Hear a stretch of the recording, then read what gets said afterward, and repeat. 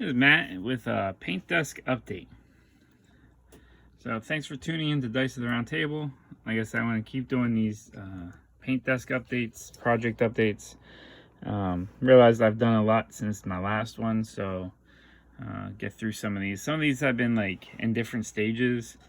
This is a D&D troll that I got in a mystery box.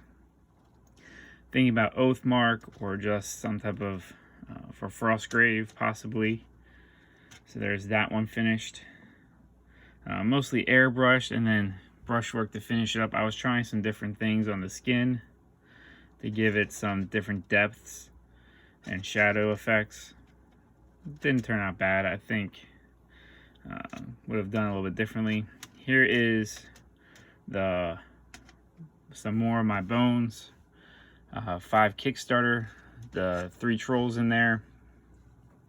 So these will be get ready for Oathmark that I can use.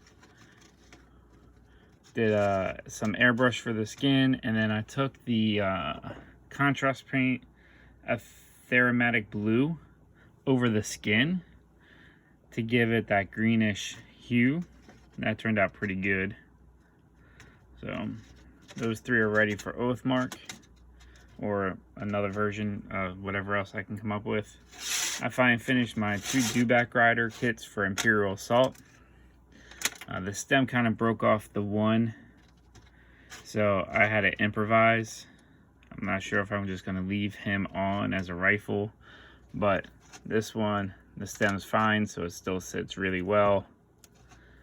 So painted one with the orange band as a commander, and the one with the black to be the non-commander.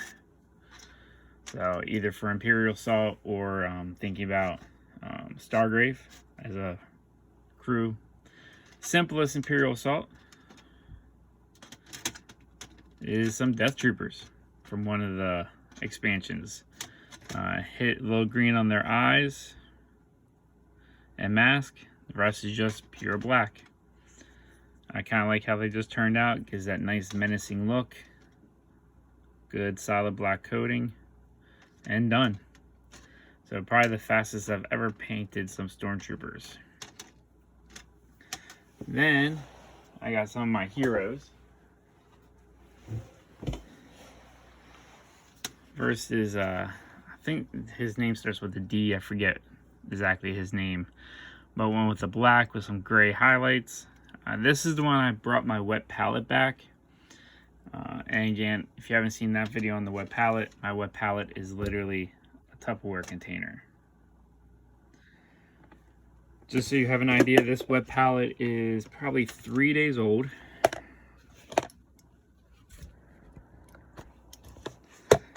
And so some of the paint I've added again today, but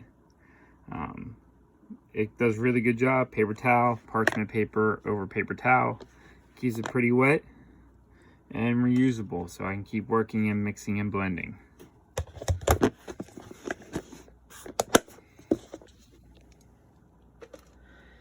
So that will get me. So did some of that using the wet palette for him. One with the green lightsaber to contrast with the blue and black gray look. And then this one I'm really happy with. The shoulder emblem, kind of freehanded that a little bit, but instead of the red Rebels emblem, I wanted a black on red to be like, it's not quite the Rebellion, but picked it up somewheres. He was completely primed black, and I worked up the white layering.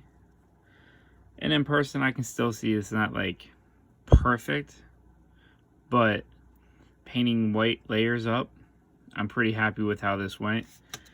My friend right now, Army Painter Spaceship Exterior, this is a great coat to get you up to white. Because what I did is I used Spaceship Exterior, 2 coats of that on black, 50-50 with this white, and then for some of the edging and the rest of it was just pure white. So 4 layers, 5-ish on some of the white to get that up that way. Really like how he turned out.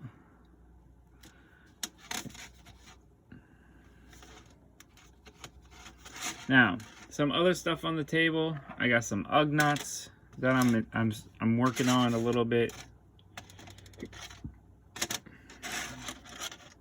And again, I've converted my Imperial salts so they all have washers on the bottom for storage in a plastic bin with a magnetic sheet, which makes it great because on this bottle I installed some magnets. I can just, here's my paint handle. So I got some Ugnuts. I got a D&D Trent I'm painting up for Oathmark in some different stages. We are playing Monster Apocalypse, and my son got the Sharky guy. So he's been primed. I gotta do a base coat for him. I got General Hondo. So he's been black primed. Then I have in the Bones Reaper Kickstarter was this 3-headed, I think it was a troll that they said, but I'm gonna paint him up as like, can be a giant or something similar to that. So he's been base coated. This was all airbrush base coating. I'm trying to practice some of my precision airbrushing on my Iowata. So he'll be there to be worked on. And then, let me take this out.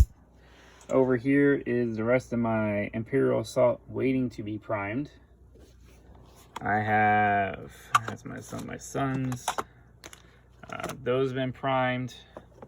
These have been assembled, waiting to be primed.